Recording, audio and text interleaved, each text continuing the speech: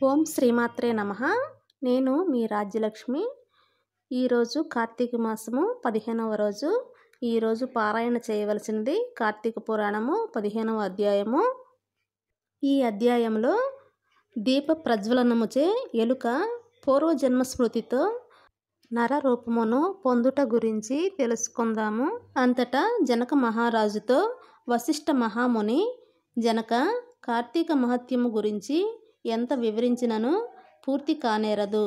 కానీ మరి యొక్క ఇతిహాసము తెలియచెప్పెదను, సావధానుడివై ఆలకింపుము అని ఇట్లు చెప్పెను. ఈ మాసమున హరినామ సంకీర్తనలు వినుట, చేయుట, శివకేశవుల వద్ద దీపారాధనము చేయుట, పురాణమును చదువుట లేక వినుట, సాయంత్రమున దేవతా దర్శనము చేయలేని వారు కాలసూత్రమనడి నరకమును బడి కొట్టుమిట్టాడెదరు. కార్తీక శుద్ధ ద్వాదశి దినమున మనసారా శ్రీహరిని పూజించిన వారికి అక్షయ పుణ్యము కలుగును. శ్రీమన్నారాయణుని గంధపు అక్షతలతో పూజించి ధూపదీప నైవేద్యములు ఇచ్చిన ఎడల విశేష ఫలము పొందగలరు. ఈ విధముగా నెల రోజులు విడువక చేసిన ఎడల అట్టివారు దేవదందుబులు మ్రోగుచుండగా విమానమెక్కి వైకుంఠమునకు పోవుదురు. నెల రోజులు చేయలేని వారు కార్తీక శుద్ధ త్రయోదశి, చతుర్దశి, పూర్ణిమ రోజులందైనను నిష్ఠతో పూజలు చేసి ఆవునేతితో దీపము ఉంచవలెను. ఈ మహాకార్తీకములో ఆవు పాలు పితికినంతసేపు మాత్రము దీపముంచిన ఎడల మరుజన్మలో బ్రాహ్మణుడిగా జన్మించును. ఇతరులు ఉంచిన దీపము ఎగద్రోసి వృద్ధి చేసిన ఎడల లేక ఆరిపోయిన దీపమును వెలిగించినను అట్టివారి సమస్త పాపములు హరించును. అందులకు ఒక కథ కలదు, వినమని వశిష్ఠుల వారు ఇట్లు చెప్పుచున్నారు. సరస్వతీ నదీ తీరమున శిథిలమైన దేవాలయం ఒకటి కలదు. కర్మనిష్ఠుడనే దయాద్ర హృదయుడగు ఒక యోగి పుంగవుడు ఆ దేవాలయము వద్దకు వచ్చి కార్తీక మాసమంతయు అచటనే గడిపి పురాణ పఠనము చేయు తలంపురాగా ఆ పాడుబడి ఉన్న దేవాలయమును శుభ్రముగా ఊడ్చి నీళ్లతో కడిగి బొట్లు పెట్టి ప్రక్క గ్రామమునకు వెళ్ళి ప్రమిదలు తెచ్చి దూదితో ఒత్తులు వేసి 12 దీపములు ఉంచి స్వామిని పూజించుచు నిష్ఠతో పురాణము చదువుచుండెను. ఈ విధముగా కార్తీక మాసము ప్రారంభము నుండి చేయుచుండెను.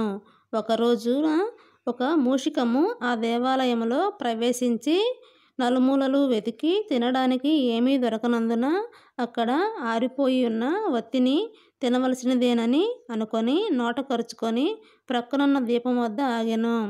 నోట కరిచి ఉన్న వత్తి చివరకు అగ్ని అంటుకొని ఆరిపోయిన వత్తి కూడా వెలిగి వెలుతురు వచ్చెను. అది కార్తీక మాసమగుట వలనను శివాలయంలో ఆరిపోయిన వత్తి ఈ ఎలుక వల్ల వెలుగుటచే దాని పాపములు హరించుకుపోయి పుణ్యము కలిగినందున వెంటనే దాని రూపము మారి మానవ రూపములో నిలబడెను. ధ్యాన నిష్ఠలో ఉన్న యోగి పుంగవుడు తన కన్నులను తెరచి చూడగా ప్రక్కనొక మానవుడు నిలబడి ఉండుటను గమనించి, ఓయి, నీవెవ్వడవు, ఎందులకిట్లు నిలబడి ఉంటివి అని ప్రశ్నించగా, ఆర్య, నేను మూషికమును. రాత్రి నేను ఆహారమును వెతుక్కుంటూ ఈ దేవాలయంలోనికి ప్రవేశించి ఇక్కడ కూడా ఏమీ దొరకనందున నెయ్యి వాసనలతో మండి ఆరిపోయిన వత్తిని తినవల్లని దానిని నోట కరిచి ప్రక్కనున్న దీపము చెంత నిలబడి ఉండగా నా అదృష్టము కొలది ఆ వత్తి వెలుగుటచే నా పాపములు పోయినందున కాబోలు వెంటనే పూర్వజన్మం ఎత్తితిని. కానీ ఓ మహానుభావ, నేను ఎందుకీ మూషిక జన్మము ఎత్తవలసి వచ్చెనో దానికి గల కారణమేమిటో విశదీకరింపమని కోరెను. అంత యోగీశ్వరుడు ఆశ్చర్యపడి తన దివ్య దృష్టిచే సర్వము తెలుసుకొని, ఓయి, క్రిందటి జన్మలో నీవు బ్రాహ్మణుడువు, నిన్ను బాహ్లికుడని పిలిచెడివారు. నీవు జైనమత వంశానికి చెందినవాడవు. నీ కుటుంబాన్ని పోషించుటకు వ్యవసాయం చేస్తూ ధనాశాపరుడవై దేవపూజలు నిత్యకర్మములు మరచి నీచుల సహవాసము వలన నిషిద్ధాన్నము తినుచు మంచివారులను యోగ్యులను నిందించుచు పరులు చెంత స్వార్థము చింత కలవాడివై ఆడపిల్లలను అమ్ము వృత్తి చేస్తూ దానివల్ల సంపాదించిన ధనాన్ని కూడబెట్టుచు సమస్త తినుబండారములను కడుచౌకగా కొని తిరిగి వాటిని ఎక్కువ ధరకు అమ్మి అట్లు సంపాదించిన ధనము నీవు అనుభవించక ఇతరులకు ఇవ్వక ఆ ధనము భూస్థాపితము చేసి పిసినారివై జీవించినావు. మరణించిన తర్వాత ఎలుక జన్మ ఎత్తి వెనుకటి జన్మ పాపమును అనుభవించుచుంటివి. నేడు భగవంతుని దగ్గర ఆరిపోయిన దీపాన్ని వెలిగించినందున పుణ్యాత్ముడవైతివి. దాని వలననే నీకు తిరిగి పూర్వజన్మ ప్రాప్తించినది. కాన నీవు నీ గ్రామమునకు పోయి నీ పెరటి యందు పాతిపెట్టిన ధనమును త్రవ్వి ఆ ధనముతో దాన ధర్మములు చేసి భగవంతుని ప్రార్థించుకొని మోక్షము పొందమని అతనికి నీతులు చెప్పి పంపించెను. పంచదశ అధ్యాయము 15వ రోజు పారాయణము ఇంతటితో సమాప్తము. చూశారు కదండి దీపారాధన యొక్క మహత్యము. దీపారాధన వలన జన్మ జన్మములు యందు చేసిన పాపములు కూడా ఎలా నశించిపోవచ్చున్నవో. కావున ప్రతి ఒక్కరూ ఈ కార్తీక మాసం అంతయు కూడా వీలు చూసుకొని దీపారాధన చేయండి. ఇంటిలో ప్రతిరోజు దీపారాధన చేయండి. ఆలయమునకు ప్రతిరోజు వెళ్ళలేకపోతే కనీసం సోమవారం నాడు, కార్తీక పౌర్ణమి నాడు, ఇంకా ఏకాదశి ద్వాదశి తిథులలో అయినా దేవాలయమునకు వెళ్ళి దీపారాధన చేయండి. దేవాలయమునకు వెళ్ళినప్పుడు మనము దీపము పెట్టుటయే కాక వేరొకరు పెట్టిన దీపము ఆరిపోయి ఉండిన అటువంటి దీపములను మనము మరలా వెలిగించవచ్చు.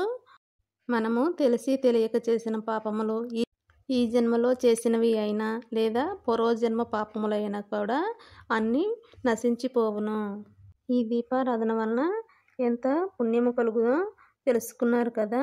తెలియని వారికి కూడా మీరు తెలియచెప్పండి. ఈ పురాణ కథలను వినటం వలన మనకి ఎన్నో తెలియని విషయాలు తెలుస్తాయి. కావున ప్రతి ఒక్కరూ పురాణ కథలను చదవండి లేదా వినండి. మీకు తెలిసిన విషయాలని ఇతరులకు తెలియజెప్పండి. ఈ పురాణ కథలను మనము చదివినా వినినా లేదా వేరొకరికి తెలియజెప్పినా కూడా పుణ్యము కలుగుతుంది. కార్తీక మాసములో శివాలయము కానీ విష్ణువాలయము కానీ ఏ ఆలయములోనైనా కానీ దీపారాధన చేసిన విశేష ఫలితములు పొందవచ్చును. కార్తీక పౌర్ణమి రోజు ప్రతి ఒక్కరూ శివాలయంలో కానీ విష్ణువాలయంలో కానీ సాయంత్రం పూటైనా దీపారాధన చేసి మంచి ఫలితాలను పొందండి.